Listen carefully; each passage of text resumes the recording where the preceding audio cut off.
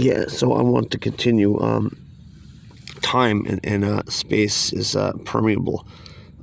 We do have, the biblical accountings of this, the Enochian description of Earth is showing you these concepts.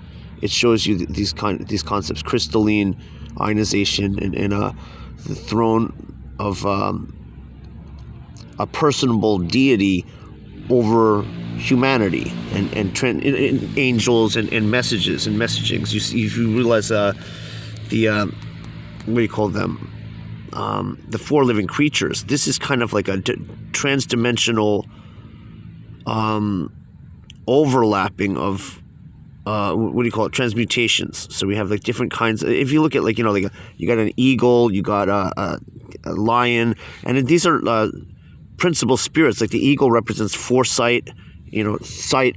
As a biological entity, you want to have foresight for your survivability. You want to have an understanding of because you're a mortal being, and you want to have, this is part of your living creatures. That's what they call the living creatures. Lion, it also becomes like a predaceous thing and a cycle of life. You got the bull, and the face of a man. Okay, the bull, you got the man, you got the eagle.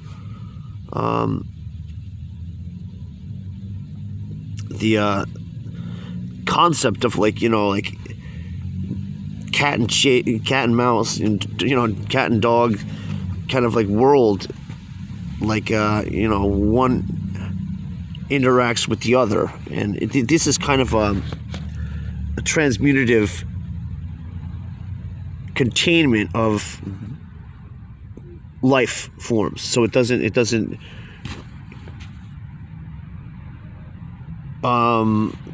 threaten or disrupt other realms. These realms are in containment, so that the higher beings can have the order of not having. He can have the nice things without having the bad things. So this is kind of partly how this is structured.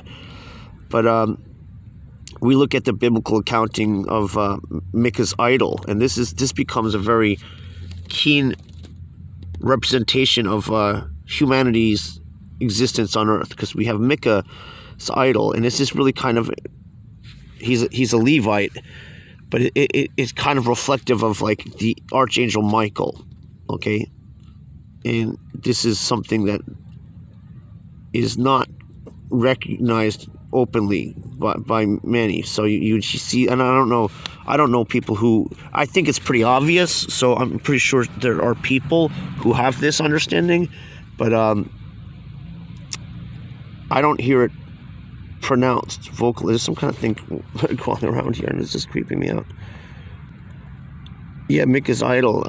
He's got a couple things here. He's got the household idols. He's got an ephod, and an ephod is a red and blue stone representing divination. It's red and blue is time travel in the spectral world. And this is important to have the rainbow effect, because prior to the flood, we didn't have color. We had black and white, apparently. There's no rainbow. The rainbow is symbolic of, the created world. And just think about in a world where there's no color, and synthesizing some kind of color. So that is a pretty conceptual understanding. If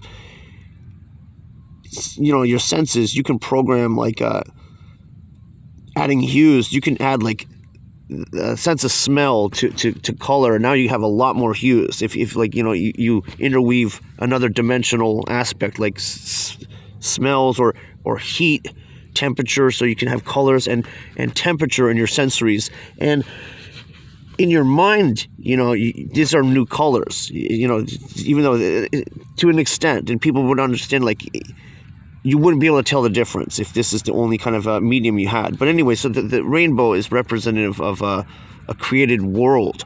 And this is a world